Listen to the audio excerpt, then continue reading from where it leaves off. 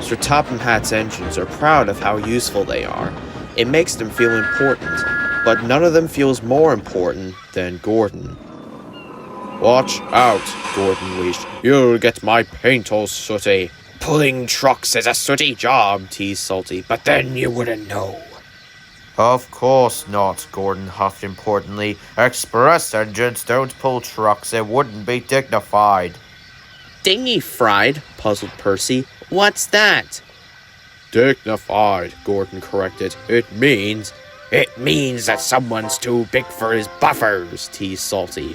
Pah, said Gordon, and he puffed away.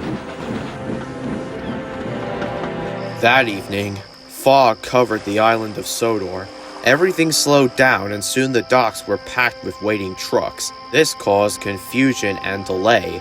Sir Topham Hatt came to the sheds. He was in a great hurry.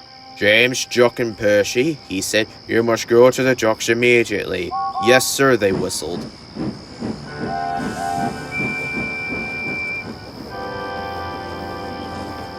Then Sir Topham Hatt turned to the big blue engine. You too, Gordon, he said. I need a big engine to take the trucks to Vicarstown where they won't be in the way. Trucks, huffed Gordon. He could not believe what he had heard. Gordon wasn't happy to be pulling trucks. He waited impatiently while they were shunted into place. Hurry up, shuffled Gordon crossly. Why the rush, Gordon? Asked Duck.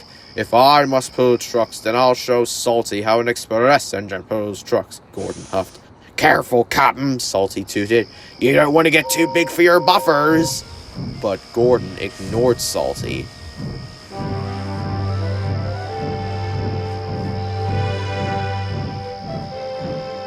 Later that night, the dock manager came to see Salty. Gordon has broken down at Marin, and I need you to take his train the rest of the way. There are no other engines available besides you. Would you like to lend a hand? Sure, matey, beamed Salty. I'll be right there. However, Salty wasn't particularly fast, so it took him a very long time to get to Marin. By the time he arrived, the sun was already beginning to rise. Ah, he chuckled. Looks like you really did get too big for your buffers. Take care, huffed Gordon. You might break down as well. No fear, said Salty. I'm not so big as you. Salty buffered up to the train and oiled away. Now this is how you pull trucks, matey, he sniffed.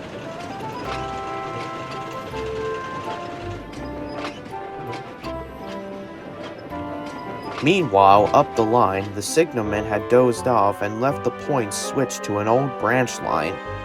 Salty rattled through the junction, but since he and his driver were still new to the island, they didn't realize. The signalman heard Salty's purring and woke up. Oh no, he cried. Heavy goods trains aren't supposed to go that way. But it was too late. Salty had already raced into the distance. The old tracks were weak and rusty. There were signs warning any and all trains to go slow. But Salty ignored the signs. I can't slow down now. I'm late enough as it is, he said, and he went even faster.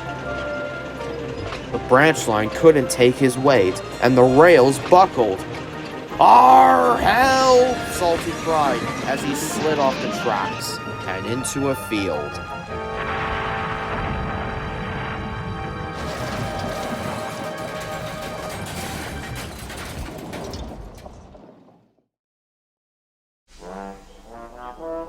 No one was hurt, but poor Salty felt very, very silly. What will Sir Topham Hatt say? He groaned. He found out soon enough. Well, Salty, said Sir Topham Hatt, you wanted to show Gordon a thing or two, and you've certainly done that. You showed him how silly it is to ignore ghost law signs. Oi, oi, sir, said Salty, and he let out a sad hiss of smoke. Gordon and Salty were soon repaired and back at the docks ready for work. But they were very unhappy with themselves. I'm sorry I teased you, huffed Salty. And I'm sorry I was too big for my buffers, chuffed Gordon. Arg, if anyone was too big for their buffers, said Salty, it's me. Let's put this all behind us. That would be dignified, puffed Gordon. And both engines gave a jolly toot.